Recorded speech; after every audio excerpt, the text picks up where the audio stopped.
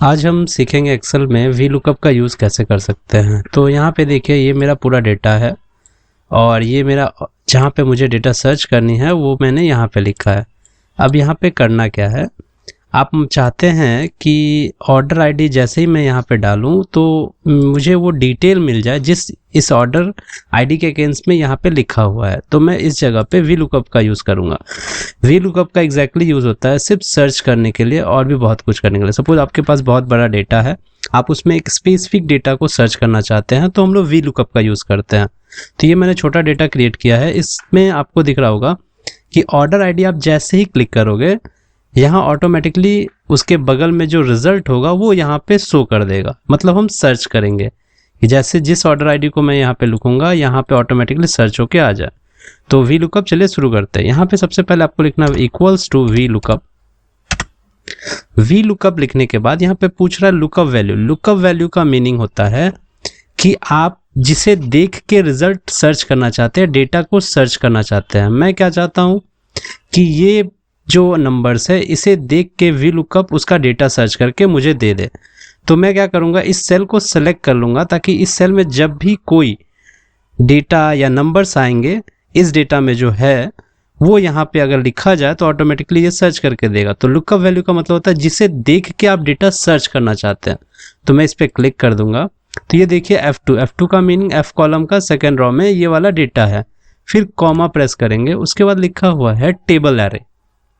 Table array का meaning होता है आपका वो पूरा डेटा जहाँ पे आपका आईडी भी होगा और जहाँ से आप डिटेल सर्च करना चाहते हैं। मतलब कि आप जिसे देख के डेटा सर्च करना चाहते हैं और जो डेटा आप चाहते हैं यहाँ पे एक्सट्रैक्ट हो क्या वो दोनों जिस जगह पे हो उसका पूरा टेबल को आपको सिलेक्ट करना है। तो यहाँ पे देखिए यहाँ पे मेरा ऑर्डर आईडी भी है और आइटम नेम भी है, तो दोनों डेटा मेरे पे यहाँ पे मौजूद है। तो यहाँ पे जितने भी डेटा होगा शुरू से लेकर अंत तक आपको सिलेक्ट कर लेनी है।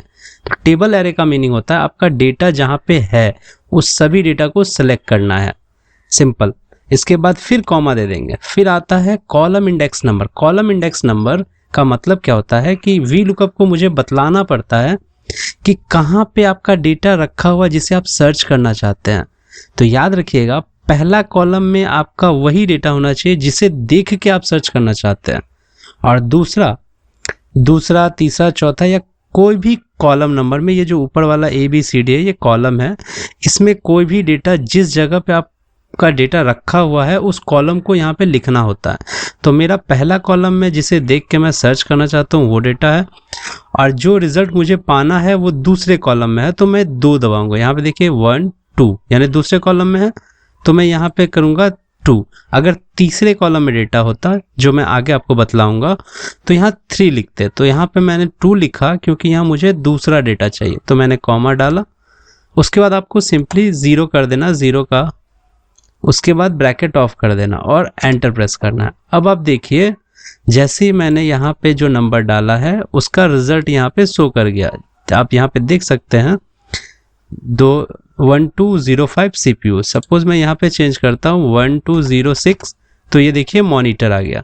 तो ये क्या कर रहा है, पहले डेटा को देख के दूसरा डेटा को सर्च कर रहा है। तो इस तरह वी लुकअप का यूज सर्च करने के लिए किया जाता है। अब चलिए थोड़ा बड़ा डेटा पे देखते हैं। तो मेरे पास ये बड़ा डेटा है, यहाँ पे मैंने सेम एज इट इज इसी तरह दिया है, इसमें बहुत सारा डेटा है। अब मैं क्या चाहता हूँ जैसे ही मैं एम्प्लॉय आईडी मारूँ यहाँ पे ऑटोमेटिकली उसका नाम आ जाए, डिपार्टमेंट आ जाए, डेजिग्नेशन आ जाए, हायरिंग डेट आ जाए और सैलरी आ जाए। तो इसके लिए भी हम लोग वी लुकअप का यूज़ करेंगे। ये एक एक चीज़ को सर्च करके मुझे देगा। तो चलिए देखते हैं। यहाँ पे आपको प्रेस करना वी लुकअप। लुकअप वैल्यू मेरा क्या है, जिसे देख के मैं सर्च करना चाहता हूँ। तो मेरा एम्प्लॉय आईडी को देख के सर्च करना चाहता हूँ तो इसे क्लिक कर देंगे, फिर कॉमा करेंगे।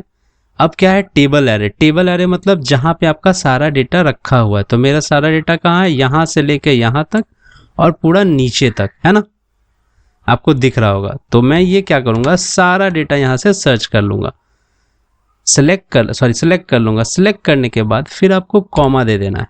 कॉमा देने के बाद यहाँ पे क्या दे रहा है, कॉलम इंडेक्स नंबर। मैंने बताया था जहाँ पे आपका डेटा है जिसे आप सर्च करना चाहते हैं वो इंडेक्स नंबर कहाँ है। तो देखिए पहला में क्या है, एम्प्लॉय नेम, एम्प्लॉय आईडी जिसे मैं देख के सर्च करना चाहता हूँ। दूसरा में क्या है, मुझे फुल नेम चाहिए ना, तो फुल नेम का कॉलम कौन सा है, 1 2 2, तो मुझे क्या देना होगा 2, फिर उसके बाद कॉमा देंगे, फिर उसके बाद 0 प्रेस करेंगे और ब्रैकेट ऑफ करके जैसे ही हम एंटर प्रेस करेंगे तो देखिए 1001 में हल्क लिखा हुआ है, तो मेरा हल्क आ गया। अब मैं चाहता हूँ डिपार्टमेंट, सेम उसी तरह equals to V lookup use करेंगे।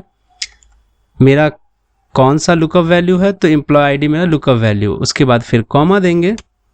कॉमा देने के बाद मुझे क्या चाहिए, टेबल एरे। तो टेबल एरे आपका कहाँ है, ये पूरा डेटा को सिलेक्ट करना है।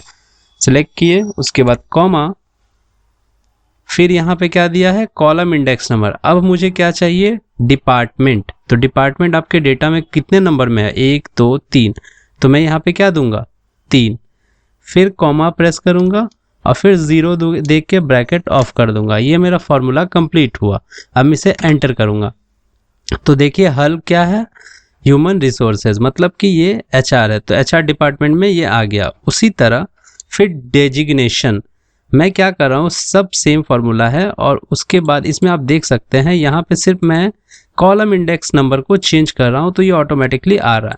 फिर वापस करते हैं वी लुकअप, लुकअप वैल्यू क्या है, मेरा एम्प्लॉय आईडी जिसे देख के मैं सर्च करना चाहता हूँ, फिर कॉलम कॉमा, फिर उसके बाद टेबल एरे। टेबल एरे मतलब मेरा पूरा डेटा, तो मैं क्या करूँगा, पूरा डेटा को सिलेक्ट करूँगा, कॉमा, फिर उसके बाद इंडेक्स नंबर। इस बार मेरा इंडेक्स क्या है, डेजिग्नेशन। डेजिग्नेशन कितने नंबर में है, 4th नंबर में, तो मैं क्या यहाँ पे प्रेस करूँगा 4, कॉमा, फिर 0, फिर ब्रैकेट ऑफ और एंटर। देखिए HR मैनेजर, यहाँ पे देखिए डेजिग्नेशन HR मैनेजर हो गया। उसी तरह आप हायर डेट क्या देंगे, तो फिर equals to V lookup. Lookup value क्या है, तो मेरा एम्प्लॉय आईडी है। फिर उसके बाद आपका टेबल एरे क्या है, तो टेबल एरे आपका पूरा डेटा है, क्योंकि मेरा पूरा डेटा इसी में है तो उसको टेबल एरे बोलेंगे। जितना भी डेटा होगा आपको सारे के सारे सिलेक्ट कर लेनी है, कॉमा, फिर कॉलम इंडेक्स नंबर। आपका हायरिंग डेट किधर है, 1 2 3 4 5, हायरिंग डेट ये है, कितने नंबर में आया 5 में, तो यहाँ पे आपको प्रेस करना है 5, फिर कॉमा, फिर 0, फिर ब्रैकेट ऑफ और एंटर। ये देखिए आपका हायरिंग डेट आ गया। इसे चेंज करना होगा आपको, ये फॉर्मेट लिया है जनरल में, इसे आप क्लिक करके यहाँ पे शॉर्ट डेट कर लेंगे, तो देखिए आपका शॉर्ट डेट आ गया। किस डेट को है, 15/5/2023। फिर अब एनुअल सैलरी देते हैं, equals to V lookup. Lookup value क्या है मेरा, employee ID, comma, table array क्या होगा, टेबल एरे आपका पूरा डेटा होगा, कॉमा, कॉलम इंडेक्स नंबर मतलब जैसे कि आपको पहले से पता है 1 2 3 4 5 6, मतलब जिस जगह पे आपका डिटेल रखा हुआ है जिसे आप सर्च करना चाहते हैं, तो यहाँ पे है 6, तो मैं 6 प्रेस करूँगा, फिर कॉमा, फिर 0। तो मैंने सिर्फ और सिर्फ यहाँ पे क्या चेंजेस करा है, मैं सिर्फ और सिर्फ यहाँ पे अपना कॉलम इंडेक्स नंबर चेंज कर रहा हूँ, क्योंकि ये 1 by 1 करके आगे बढ़ते जाए।